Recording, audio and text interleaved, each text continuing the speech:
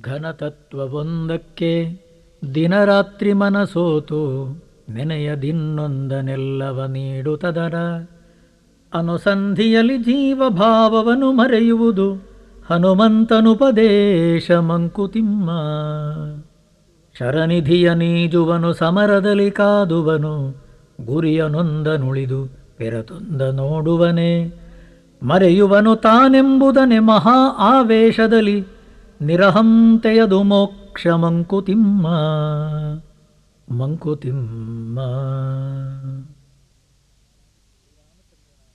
ಶ್ರೀರಾಮಚಂದ್ರನ ಪಾದಗಳಿಗೆ ಒಂದು ಸಲ ತಲೆಬಾಗಿ ನಮಿಸಿದ ಮೇಲೆ ಆ ಪ್ರಭುವಿಗಾಗಿ ನನ್ನ ಜೀವನ, ಬಸ್ ನನಗೇನು ಬೇಕು, ನಾನೇನು ಗಳಿಸಬೇಕು, ನನ್ನ ಜೀವನದ ಉದ್ದೇಶವೇನು, ಅಲ್ಲಿ ನಾನು ನನ್ನದು ಅವಕಾಶವೇ ಇಲ್ಲ. ನಿರಹಂತೆಯದು ಮೋಕ್ಷ. ಅಹಂಕಾರ ಅಲ್ಲಿ ತಲೆ ಹಾಕುವ ಹಾಗಿಲ್ಲ. ಪ್ರಭುವಿಗೇನು ಬೇಕು, ಬಸ್. ನೋಡಿ, ಶ್ರೀರಾಮಚಂದ್ರ ಕೂಡ ಬದುಕಿದ್ದು ಹಾಗೆಯೇ. ಪ್ರಾಣ ಜಾಯೆ ಪರ್ ವಚನ ನ ಜಾಯೆ. ತನಗೇನು ಬೇಕು ಅನ್ನುವ ರೀತಿಯಲ್ಲಿ ಯಾವತ್ತೂ ಶ್ರೀರಾಮಚಂದ್ರ ನೋಡಿಲ್ಲ. ಪಿತೃವಾಕ್ಯ ಪರಿಪಾಲನೆಗಾಗಿ ಕಾಡಿಗೆ ಹೋದವನು ಶ್ರೀರಾಮಚಂದ್ರ. ತನ್ನ ವಂಶಕ್ಕಾಗಿ, ತಂದೆ ತಾಯಿಗಳಿಗಾಗಿ, ಅವರ ಕೀರ್ತಿಗಾಗಿ, ಆ ವಂಶದ ಕೀರ್ತಿಗಾಗಿ ತನ್ನ ಜೀವನವನ್ನೇ ಮುಡುಪಾಗಿಟ್ಟವನು ಶ್ರೀರಾಮಚಂದ್ರ. ತನಗೇನು ಬೇಕು ಅದೇನೂ ಬಯಸಲಿಲ್ಲ. ಭರತನಿಗೆ ಪಟ್ಟ ಬಿಟ್ಟುಕೊಟ್ಟು 14 ವರ್ಷ ವನವಾಸಕ್ಕೆ ಹೋಗಿ ಆ ವನವಾಸದಲ್ಲಿದ್ದಾಗಲೂ ಕೂಡ ತನ್ನಿಂದ ಏನು ಲೋಕಹಿತ, ಲೋಕ ಸಂಗ್ರಹವಾಗುವ ಕೆಲಸಗಳಿವೆ ಅಷ್ಟು ಮಾತ್ರ ಮಾಡ್ತಾ ಇದ್ದವನು ಶ್ರೀರಾಮಚಂದ್ರ ಕೂಡ. ಹನುಮಂತ, ಆಲೋಚನೆ ಮಾಡಿ, ಆರಂಭದಿಂದ ಕೊನೆಯ ತನಕವೂ ಕೂಡ ಆ ಶ್ರೀಪಾದ ಪದ್ಮಗಳಲ್ಲೇ ತನ್ನ ದೃಷ್ಟಿ. ಪ್ರಭುವಿನ ಸೇವೆ ನನ್ನ ಜೀವನ. ಮುಗೀತು. ಈ ದೃಷ್ಟಿ ಬರಬೇಕು ಸ್ವಾಮಿ ನಮಗೆ ಜೀವನದಲ್ಲಿ. ಹೆಂಡತಿಯಾದವಳು ಮನೆಗೆ ಬಂದು ಮನೆಯನ್ನು ನೋಡಿಕೊಳ್ಳುವುದು ನನ್ನ ಕರ್ತವ್ಯ. ನನ್ನ ಯಜಮಾನರಿಗಾಗಿ ನನ್ನ ಜೀವನ, ನನ್ನ ಮಕ್ಕಳಿಗಾಗಿ ನನ್ನ ಜೀವನ. ಅಷ್ಟೊಂದು ತ್ಯಾಗ ಭಾವನೆ, ಸಮರ್ಪಣ ಭಾವನೆ ನಮ್ಮ ಜೀವನದಲ್ಲಿ ಬರುತ್ತೋ ಯಾವತ್ತೂ ಜಗಳ ಆಗಲ್ಲ ಸ್ವಾಮಿ, ಯಾವತ್ತೂ ಗಲಾಟೆ ಬರಲಿಕ್ಕಿಲ್ಲ. ಖಂಡಿತವಾಗಿ ಆ ಸಮರ್ಪಣ ಭಾವ, ಆ ರೀತಿಯ ಒಂದು ತ್ಯಾಗದ ಭಾವನೆ ಇವತ್ತಿಗೆ ನಮ್ಮಲ್ಲಿಲ್ಲ. ಪ್ರತಿಯೊಬ್ಬ ಮನುಷ್ಯನೂ ಕೂಡ ಗಂಡು ಅಷ್ಟೇ ಹೆಣ್ಣು ಅಷ್ಟೇ ಮದುವೆ ಆಗುವ ಮೊದಲೇ ಗಾಳಿಗೋಪುರ ಕಟ್ಕೊಂಡಾಯ್ತು. ನಾನು ಹೀಗಿರಬೇಕು, ನನ್ನ ಹೆಂಡತಿ ಹೀಗಿರಬೇಕು, ನನ್ನ ಗಂಡ ಹೀಗಿರಬೇಕು, ನನ್ನ ಮನೆ ಹೀಗಿರಬೇಕು, ನನ್ನ ಮಕ್ಕಳಿಗೆ ನಾನು, ನನ್ನದು ನಾನು ನನ್ನ. ಈ ಅಹಂಕಾರದ ತಾಂಡವ ನೃತ್ಯ ನಮ್ಮ ಜೀವನವಾಗಿದೆ. ಆಲೋಚನೆ ಮಾಡಿ. ಕುಪ್ಪಸ್ವಾಮಿ ಆಗಿದ್ದವರು ಸ್ವಾಮಿ ಶಿವಾನಂದರು. ಡಾಕ್ಟರ್ ಕುಪ್ಪಸ್ವಾಮಿ ಅಯ್ಯರ್ ಕಲ್ತದ್ದು MBBS. ಆಲೋಚನೆ ಮಾಡಿ, MBBS ಕಲಿತು ಡಾಕ್ಟರ್ ಆಗಿ ಎಲ್ಲೋ ಔಷಧಿ ಕೊಡುವಂಥ ರೀತಿಯಲ್ಲಿ ಏನೋ ಆಗಬೇಕಿತ್ತು. ಆದರೆ ಒಂದು ಸಲ ಘನತತ್ವವೊಂದಕ್ಕೆ ದಿನರಾತ್ರಿ ಮನಸೋತು. ಈ ಸ್ವಾರ್ಥದ ಜೀವನ ಅಲ್ಲ ನನ್ನದು. ಪರಹಿತಕ್ಕಾಗಿ ನಾನು ಬದುಕಬೇಕನ್ನುವ ರೀತಿಯಲ್ಲಿ ಘನತತ್ವವೊಂದಕ್ಕೆ ದಿನರಾತ್ರಿ ಮನಸೋತು. ಇನ್ನೊಂದನ್ನು ನೆನೆಯದೆ ನನಗೇನು ಬೇಕನ್ನುವ ರೀತಿಯ ಸ್ವಾರ್ಥವನ್ನು, ಅಹಂಕಾರವನ್ನು ಮರೆತುಬಿಟ್ಟು ಸನ್ಯಾಸ ಸ್ವೀಕಾರ ಮಾಡಿ ಡಿವೈನ್ ಲೈಫ್ ಸೊಸೈಟಿ ಅನ್ನುವ ರೀತಿಯಲ್ಲಿ ಆರಂಭಿಸಿ ಇವತ್ತಿಗೆ ದಿವ್ಯ ಜೀವನ ಸಂಘ. ಒಬ್ಬ ವ್ಯಕ್ತಿ ಸ್ವಾಮಿ, ನಮ್ಮ ಜೀವನಕ್ಕೆ ಯಾವಾಗ ಒಂದು ಹೊಸ ಅರ್ಥ ಅನ್ನುವಂಥದ್ದು, ಹೊಸ ತಿರುವನ್ನುವಂಥದ್ದು ಸಿಗುತ್ತದೆ, ಸಾಮಾನ್ಯ ವ್ಯಕ್ತಿ ಅನ್ನುವಂಥವನು ಎಂಥ ರೀತಿಯ ಕೀರ್ತಿವಂತನಾಗ್ತಾನೆ. ಆಲೋಚನೆ ಮಾಡಿ ಅಲ್ಲ. ಸ್ವಾಮಿ ಚಿನ್ಮಯಾನಂದರು ಕೂಡ 30-35 ವರ್ಷಗಳ ತನಕ MA LLM ಅಲ್ಲ, ಬೇಕಾದಷ್ಟು ಜ್ಞಾನವನ್ನು ಗಳಿಸಿ ಎಲ್ಲೆಲ್ಲೋ ತಿರುಗ್ತಾ ಇದ್ದರು. ಅದರ ನಂತರ ಒಂದು ಸಲ ಸ್ವಾಮಿ ಶಿವಾನಂದರ ಭೇಟಿ ಆದ ಮೇಲೆ, ಒಂದು ಸಲ ತಪೋವನ ಮಹಾರಾಜರ ಪದತರದಲ್ಲಿ ಕೂತು ಆ ಉಪನಿಷತ್ತು ಗೀತೆಯನ್ನು ಗುರುಮುಖೇನ ಪಾಠ ಎಲ್ಲವನ್ನು ಕಲಿತ ಮೇಲೆ, ಅಬ್ಬಾ, ಈ ಭಗವದ್ಗೀತೆ, ಈ ಉಪನಿಷತ್ತುಗಳು ಪ್ರತಿಯೊಬ್ಬ ಮನುಷ್ಯನಿಗೂ ಜೀವನಕ್ಕೆ ಅತ್ಯುಪಯುಕ್ತವಾದಂಥ ಗ್ರಂಥಗಳು. ಎಷ್ಟು ಕತ್ತಲೆಯಲ್ಲಿ ನಾನಿದ್ದೆ ಇಷ್ಟು ದಿವಸ. ಒಂದು ಸಲ ಅವರು ಈ ಶಾಸ್ತ್ರಕ್ಕಾಗಿ, ಶಾಸ್ತ್ರ ಪ್ರಚಾರಕ್ಕಾಗಿ ನನ್ನ ಜೀವನ ಅನ್ನುವ ರೀತಿಯಲ್ಲಿ ಒಂದು ಸಲ ಮನಸ್ಸಲ್ಲವರದ ದೃಢ ನಿರ್ಧಾರ ಬಂತು. ಘನತತ್ವವೊಂದಕ್ಕೆ ದಿನ ರಾತ್ರಿ ಮನಸೋತು ಗೀತಾ ಜ್ಞಾನಯಜ್ಞಗಳನ್ನುವ ರೀತಿಯಲ್ಲಿ ಇವತ್ತಿಗೆ ದೇಶದಲ್ಲಿ ಎಲ್ಲೆಲ್ಲೂ ಕೇಳಿ ಬರ್ತಾ ಇದೆ. ಸ್ವಾಮಿ ಚಿನ್ಮಯಾನಂದರಿಗೆ ಸಲ್ಲಬೇಕು ಆ ಕೀರ್ತಿ.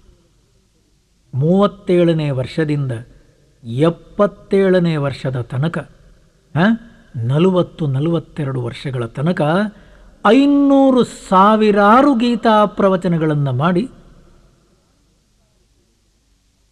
ಆರೋಗ್ಯದಲ್ಲಿ ಸಾಕಷ್ಟಿಲ್ಲ, ಶರೀರದಲ್ಲಿ ಸಾಕಷ್ಟು ಆರೋಗ್ಯ ಇಲ್ಲ, ಹೃದ್ರೋಗ, ಡಯಾಬಿಟೀಸ್, ಮೊಣಕಾಲಲ್ಲಿ ಅಲ್ಲಿ ನೋವು, ಶರೀರದಲ್ಲಿ ಎಂತೆಂಥ ರೀತಿಯಂಥ ನೋವು, ಬೇನೆ, ರೋಗ, ರುಜಿನ ಏನಿದ್ರೂ ಕೂಡ ಯಾವುದಕ್ಕೂ ತಲೆಬಾಗದೆ ಹೆದರದೆ ಏನಿತ್ತು ಹೇಳಿ, ಘನತತ್ವವೊಂದಕ್ಕೆ ದಿನರಾತ್ರಿ ಮನಸೋತು ನೆನೆಯದಿನ್ನೊಂದನು ಎಲ್ಲವ ನೀಡುತ್ತದರ. ನಮ್ಮ ಸರ್ಕಾರ ಏನು ಪುರಸ್ಕಾರ ಕೊಟ್ಟಿತು, ನಮ್ಮ ಜನಗಳು ಏನು ಪುರಸ್ಕಾರ ಕೊಟ್ಟರು, ನಾನಿಷ್ಟು ಕೆಲಸ ಮಾಡಿದ್ದಕ್ಕೆ ಏನು ಹೊರ ಪ್ರಪಂಚದಿಂದ ನನಗೆ ಕೀರ್ತಿ, ವೈಭವ, ಪುರಸ್ಕಾರ, ಪ್ರತಿಭೆ, ಏನು ಪ್ರಶಸ್ತಿ ಸಿಕ್ತು? ಅದಲ್ಲ, ಅದು ಯಾವುದೂ ಮನಸ್ಸಲ್ಲಿರಲಿಲ್ಲ. ಇದ್ದದ್ದು ಒಂದು ಮನಸ್ಸಲ್ಲಿ, ನನ್ನ ಜೀವನನ್ನುವಂಥದ್ದು ಗಂಧದ ಕೊರಡಿನ ಹಾಗೆ ಹೊರ ಪ್ರಪಂಚದಲ್ಲಿ ಲೋಕಹಿತಕ್ಕಾಗಿ ಬಸ್. ಜೀವನ ಪೂರ್ತಿ ಬೆಳಿಗ್ಗೆ ಉಪನಿಷತ್ತು, ಸಂಜೆ ಭಗವದ್ಗೀತೆ, ಬೆಳಿಗ್ಗೆ ಉಪನಿಷತ್ತು, ಸಂಜೆ ಭಗವದ್ಗೀತೆ.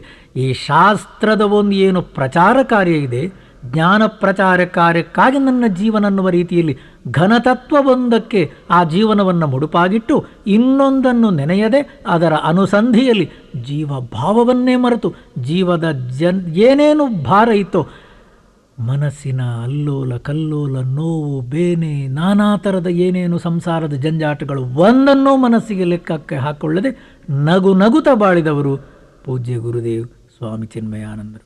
ಆಲೋಚನೆ ಮಾಡಿ, ಒಬ್ಬೊಬ್ಬ ವ್ಯಕ್ತಿಯ ಜೀವನವನ್ನು ನೋಡಿ ನೀವು. ಇನ್ನೊಂದು ಊರಿಗೆ ಹೋಗಿದ್ದೆ, 22-23 ವಯಸ್ಸಿಗೆ ಒಬ್ಬಳ ಹೆಣ್ಣು ಮಗಳು. ಆ ಹೆಣ್ಣು ಮಗುವಿಗೆ ಅವಳ ಜೀವನದಲ್ಲಿ ವೈಧವ್ಯ ಬಂದುಬಿಡ್ತು, ಗಂಡ ಸತ್ತೋಗ್ಬಿಟ್ಟ.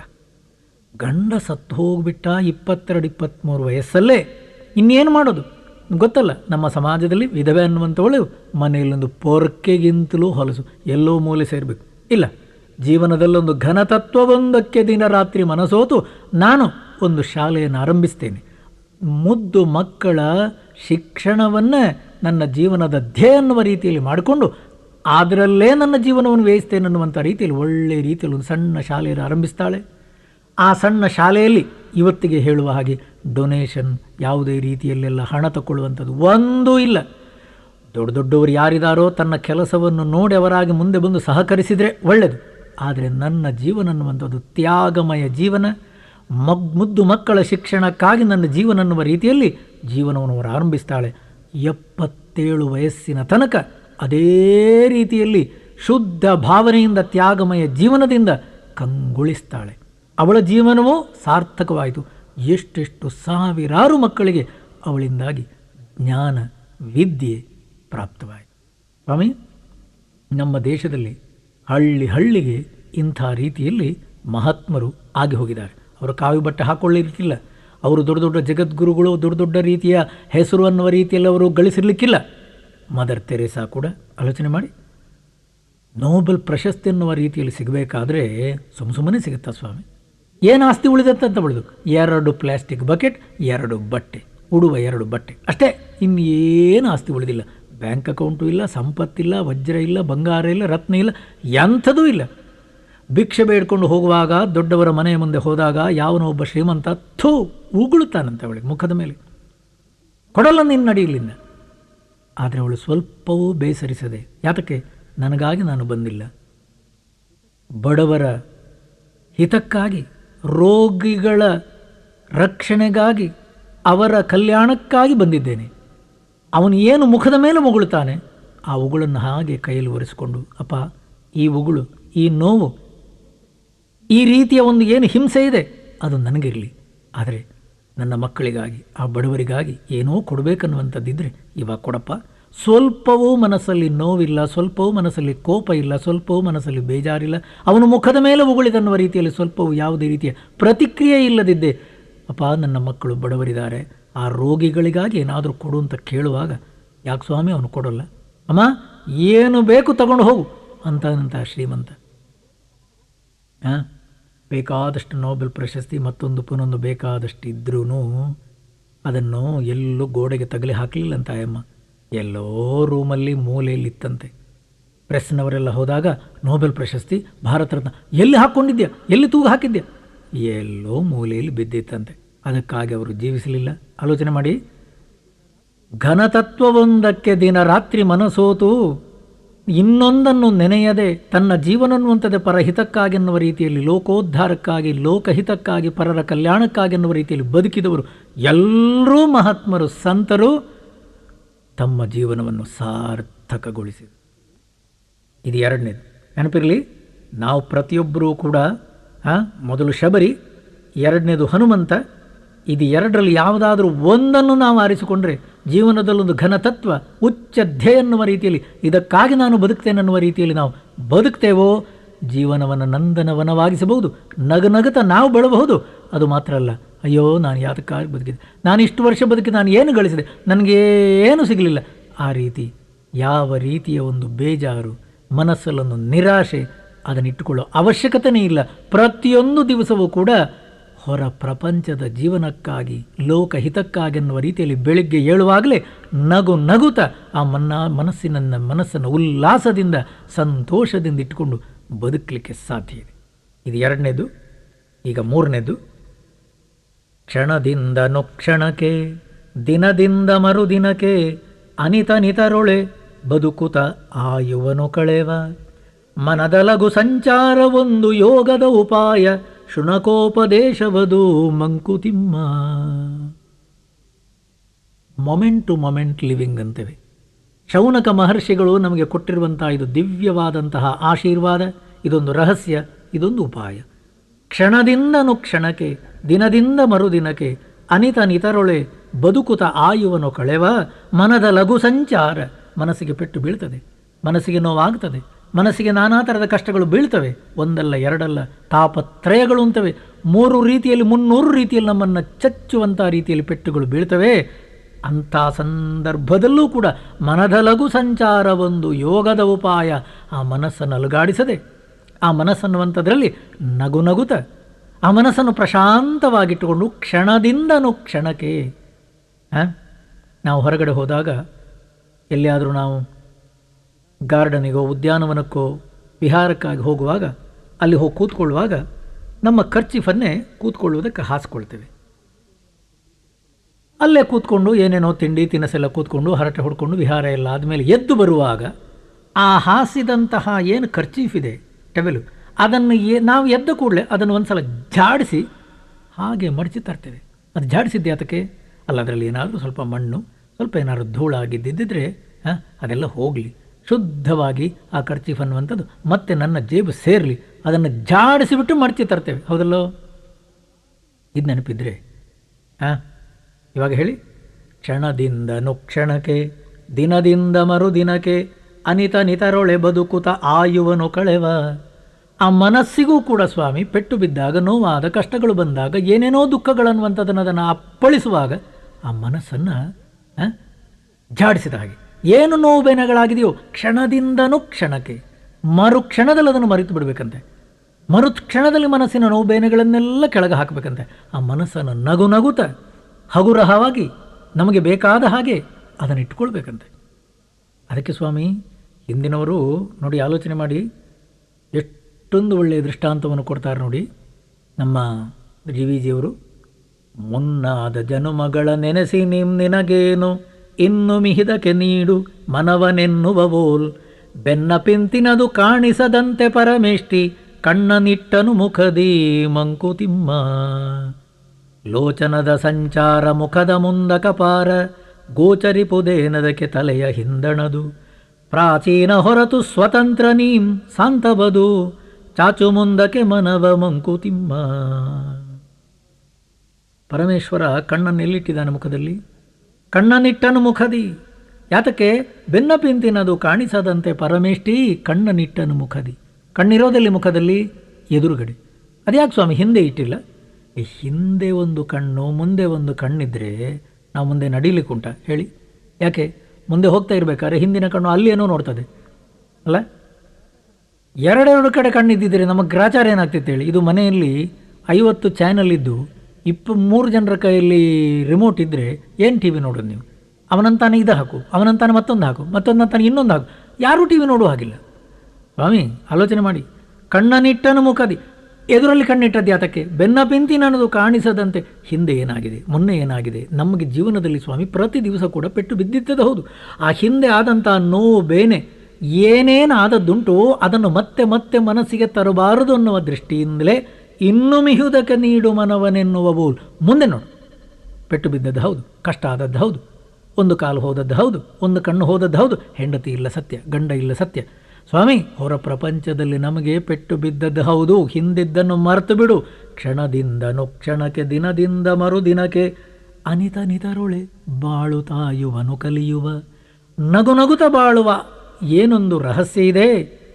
ಅದಕ್ಕೆ ಪರಮಾತ್ಮ ಕಣ್ಣನ್ನಿಟ್ಟದ್ದು. ತಮ್ಮ ಲೋಚನದ ಸಂಚಾರ ಮುಖದ ಮುಂದಕ್ಕೆ ಅಪಾರ, ಗೋಚರಿಪುದೇನದಕ್ಕೆ ತಲೆಯ ಹಿಂದಣದು. ಹಿಂದೆ ನೋಡಬೇಡ, ಮುಂದೆ ನೋಡ್ತಾ ಹೋಗು. ಅದಕ್ಕಾಗಿಂತೆ ಸ್ವಾಮಿ ಕಣ್ಣನ್ನಿಟ್ಟದ್ದು ಮುಖದಿ. ಹಿಂದೆ ಅಂದ್ರೇನು? ಹಿಂದಿನ ಜನ್ಮದ್ದು, ಹಿಂದೆ ನಮ್ಮ ಜೀವನದಲ್ಲಿ ಏನೇನು ಪೆಟ್ಟು ಬಿದ್ದಿದೆ, ಇಲ್ಲಿಯ ತನಕ ನಾನು ಏನೇನು ಕಷ್ಟ ಅನುಭವಿಸಿದ್ದೇನೆ ಮರ್ತು ಬಿಡೋ ಮಹಾರಾಯ. ಅಲ್ಲ ಸ್ವಾಮಿ, ಇಷ್ಟೆಲ್ಲ ನಾನು ಪೆಟ್ಟು ತಿಂದವನು, ನಾನಿನ್ನು ಒಳ್ಳೆಯದಾಗಲಿಕ್ಕುಂಟ, ನನ್ನ ಹೆಂಡತಿ ಇನ್ನು ಒಳ್ಳೆಯದಾಗಲಿಕ್ಕುಂಟ, ನಮ್ಮ ಜೀವನದಲ್ಲಿ ನಾವು ಎಲ್ಲಾದರೂ ಒಳ್ಳೆಯ ದಿವಸ ನೋಡಲಿಕ್ಕುಂಟು. ಒಳ್ಳೆಯದಾಗ್ತದೆ, ಯಾಕಾಗಲ್ಲ? ಖಂಡಿತ ದೇವರು ನಮಗೆ ಒಳ್ಳೆಯ ದಿವಸವನ್ನು ಕೊಡ್ತಾನೆ. ಯಾವಾಗ ನಾನು ಒಳ್ಳೆಯದಾಗ್ತದೆ, ಎಲ್ಲವೂ ಸರಿ ಹೋಗ್ತದೆ, ಜೀವನದಲ್ಲಿ ಎಲ್ಲ ರೀತಿಯಲ್ಲೂ ಆನಂದವನ್ನು ಗಳಿಸ್ತೇನೆನ್ನುವ ರೀತಿಯಲ್ಲಿ ದೃಢವಾಗಿ ನಂಬಿಕೊಂಡು ಮುಂದೆ ಹೋಗ್ತೇನೋ, ಶಾಂತಿ ಆನಂದ ಸಿಗ್ತದೆ. ನೋಡಿ, ಪ್ರಾಚೀನ ಹೊರತು ಸ್ವತಂತ್ರ ನೀನು. ಹಿಂದಿನ ಪ್ರಾಚೀನ ಕರ್ಮಗಳನ್ನುವಂಥದ್ದನ್ನು ಮಾರ್ತು ಬಿಡು. ಸ್ವಾಮೀಜಿ, ಹಿಂದೆ ನಾನು ಎಲ್ಲಿದ್ದೆ, ಹಿಂದೆ ನಾನು ಏನೇನು ಕಷ್ಟ ಮಾಡಿದ್ದೇನು, ಹಿಂದಿನ ಕರ್ಮಗಳು ನನ್ನನ್ನು ಎಷ್ಟೆಲ್ಲ ತಿಂತಾ ಇವೆ ಯಾರಿಗೊತ್ತು ಮರ್ತು ಬಿಡು. ಚಾಚು ಮುಂದಕ್ಕೆ ಮನವ, ಅಂತಃಕರಣ ಅನ್ನುವಂತಹ ಮನಸ್ಸು ಬುದ್ಧಿಗೆ ಅದಕ್ಕೆ ಮುಂದೆ ನೋಡುವಂಥದ್ದನ್ನು ಮಾತ್ರ ಕಲಿಸು. ಮುಂದೆ ನೋಡುವಾಗಲೂ ಕೂಡ ಕೇಳು, ಧಾರುಣಿಯ ನಡೆಯಲಿ ಮೇರುವಿನ ಗುರಿ ಇರಲಿ, ಮೇರುವನು ಮರೆತಂದೆ ನಾರಕಕ್ಕೆ ದಾರಿ. ದೂರವಾದೊಡದೇನು ಕಾಲು ಕುಂಟಿರಲೇನು, ಊರ ನೆನಪೇ ಬಲವೋ ಮಂಕುತಿಮ್ಮ. ಧಾರುಣಿಯ ನಡೆಗೆಯಲಿ ಮೇರುವಿನ ಗುರಿ ಇರಲಿ. ನಡ್ಕೊಂಡು ಹೋಗುವಾಗ ನಮ್ಮ ಗುರಿ ಅನ್ನುವಂಥದ್ದು ಮೇರು ಪರ್ವತದಷ್ಟು ಎತ್ತರದ ಉಚ್ಚಧ್ಯಯ ಇರಬೇಕು ಸ್ವಾಮಿ.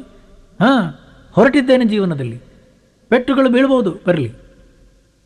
ನಾವು ಹೇಳೋದಿಲ್ವ ಕನ್ನಡದಲ್ಲಿ, ಬರುವುದೆಲ್ಲ ಬರಲಿ, ಬಂದದ್ದೆಲ್ಲ ಬರಲಿ, ಗೋವಿಂದನ ದಯೆ ಒಂದಿರಲಿ ಅಂತಂತೇವೆ.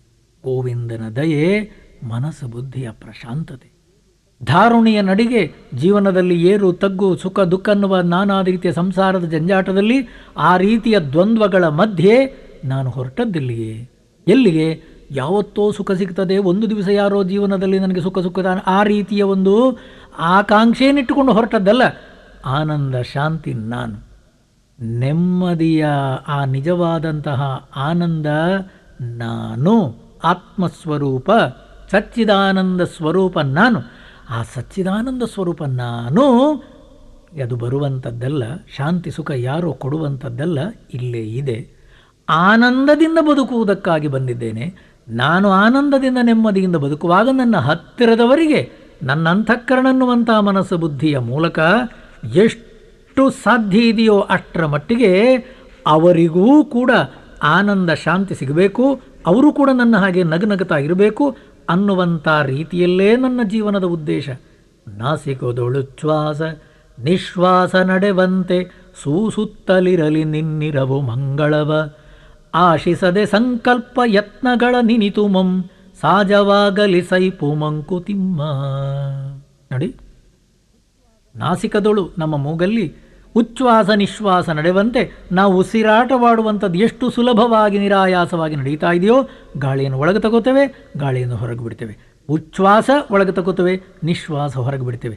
ಎಷ್ಟು ಸುಲಭದಲ್ಲಿ ಅನಾಯಾಸವಾಗಿ ಪ್ರಯತ್ನವಿಲ್ಲದೆ ನಡೀತಾ ಇದೆಯೋ, ಅದೇ ರೀತಿ ನಾನು ಎಲ್ಲಿದ್ದೇನೋ ನನ್ನ ಹತ್ತಿರದವರಿಗೆ ಸೂಸುತ್ತಿರಲಿರಲಿ ನಿನ್ನಿರವು ಮಂಗಳವ.